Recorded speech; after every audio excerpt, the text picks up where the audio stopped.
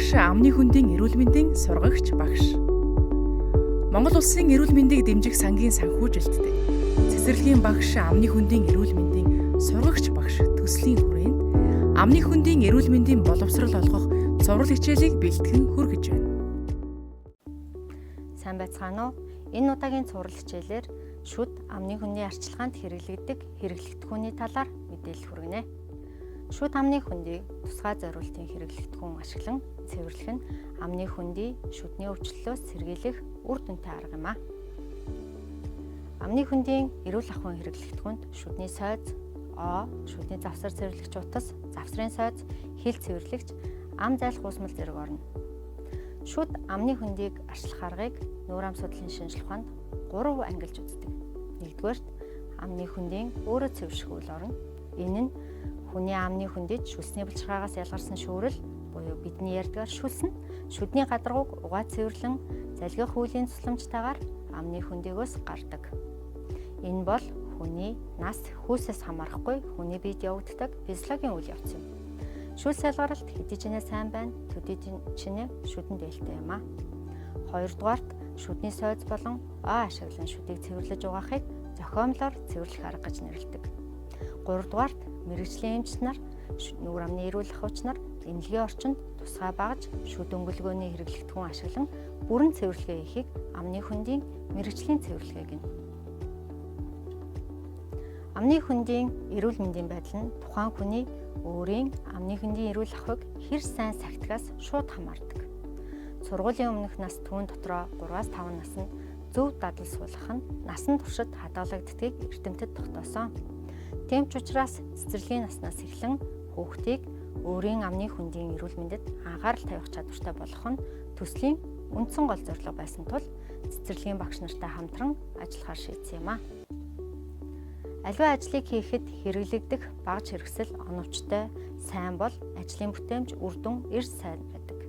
Амны хөндийн эрүүл ахуйг сайн сахихад бидэнд шүдний сойз, үндсэн багж болно.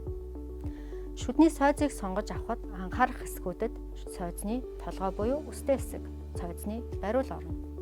Сойзны толгой нь 1-2 шүдийг бүрхэхүйц хэмжээтэй байх нь зохимжтой гэж үздэг ба аль болох жижиг байх тусам амны хөндөд чөлөөтэй хөдөлж шүдний бүх гадаргууд хүрэх боломж нэмэгдэнэ. Харин сойзны бариул нь гарт барихад тохиромжтой, гулсхааргүй, угаа цэвэрлэхэд тохиромжтой, хүүхдийн сонирхол татгууц өнгө хэлбэртэй байна. Хөдөлгөөний хөгжлийн бэрхшээлтэй хүмүүст зориулан сойзны бариулыг нэмэлтээр хэлбэржүүлж болно.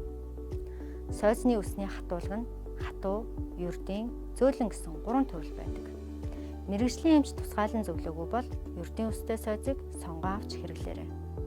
Сойзны үс төрөл бүр байдаг ба 2-3 игнэтэй байх нь хамгийн зохимжтой гэж үздэг.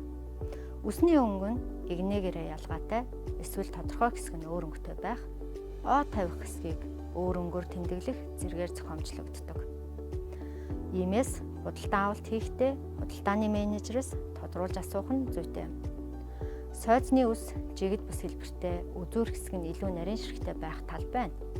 Үүнийг эмчийн зөвлөгөөний дагуу өвөрмөц хэлбэртэй сойзыг хэрэглэх хэрэгтэй.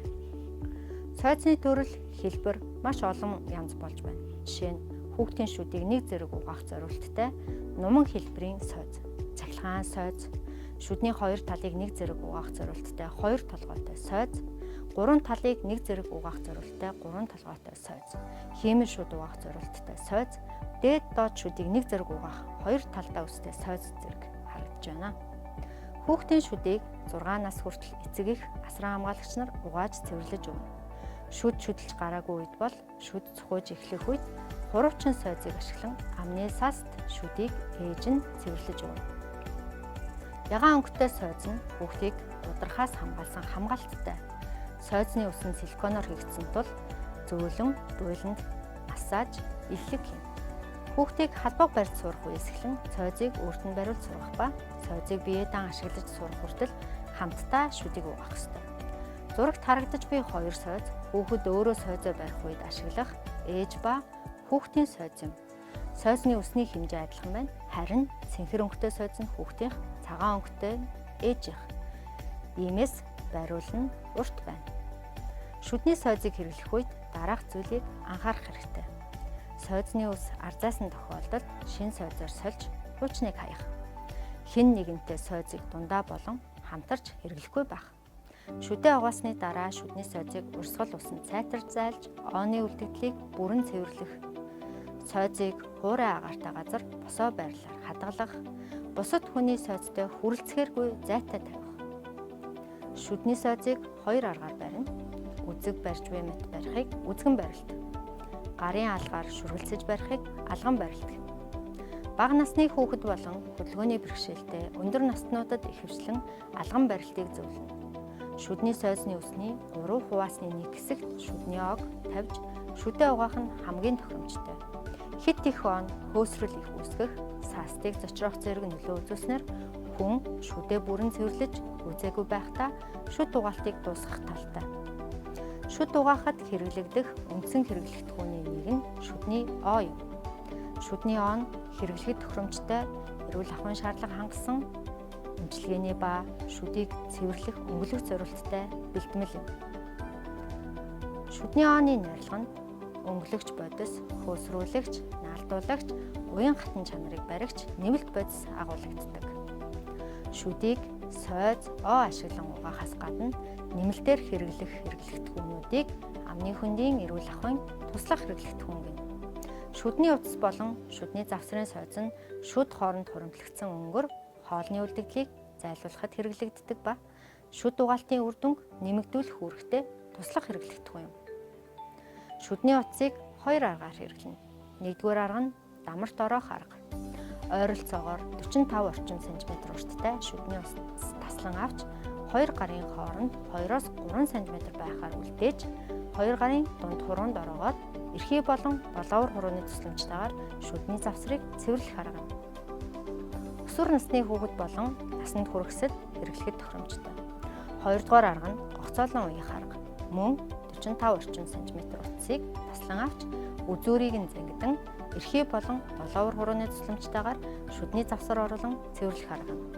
Тус аргыг 10-аас 12 насны хүүхэд болон булчин үе мөчний өрөвслийн улмаас гарын хөдөлгөөн хязгаарлагдсан насанд хүрэгчд хэрэглэх нь зохимжтой. Аль ч аргаар шүдний утас хэрэглэхдээ ашигласан бохир хэсгийг баруун гарын хуруунд орох эсвэл шилжүүлэх маягаар тойруулж дараагийн шүдний завсар бүрийг утасны цэвэр хэсгээр цэвэрлэнэ. Завсар цэвэрлэгч сойзыг шүднийг сойз болон оог хэрэглэн угаасны дараа нэмэлтээр ашиглана.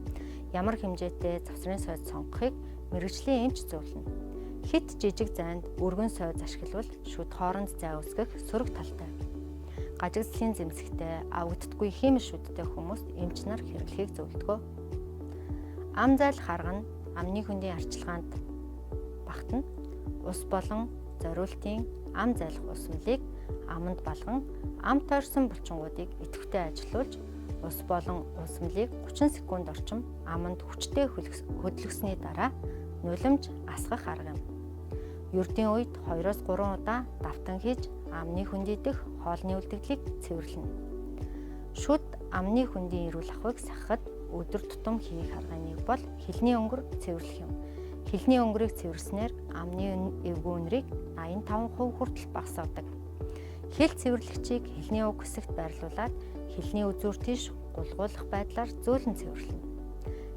Химэн шүдтэй хүмүүс өөрийн шүд амны хөндийг өмнө дурдсан аргуудыг ашиглан цэвэрлэх бөгөөд үүний дараа шүлбэрийг амны гадна зориултын арчилгааны хэрэглэгдэхүүн ашиглан сайтар угааж цэвэрлсэний дараа аманд хийх ёстой. Тухайлбал шүлбэрийн сойз, шүлбэрийг өнгөлөх, халдваргүйжүүлэх бэлтгэл зэргийг ашиглаж болох ба шүдлбэр эмчилгээг гардан гүйцэтгэсэн эмчээс хэрхэн хэрэглэх зөвлөмжийг бүрэн авах боломжтой. Өнөөдрийн хичээлээр шүд амны хөндийг арчлах хэрэглэгдэхүүнтэй танилцлаа. Анхаарал хандуулсанд баярлалаа.